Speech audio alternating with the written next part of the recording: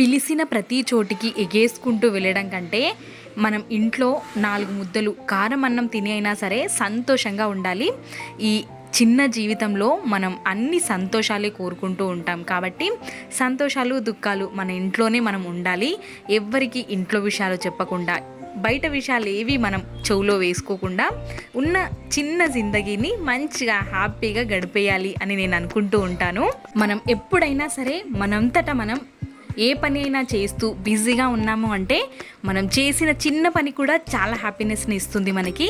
కాబట్టి మనం ఏ పని అయినా సరే చిన్నదైనా పెద్దదైనా చేస్తూ డే అంతా బిజీగా ఉన్నామంటే ఎవ్వరి ముచ్చట్లు మనకుండవు, మన ముచ్చట్లు ఒకరికి చెప్పము. కాబట్టి మనంతలో మనం మన ఫ్యామిలీతో సంతోషంగా ఉండడానికి చూసుకోవాలి.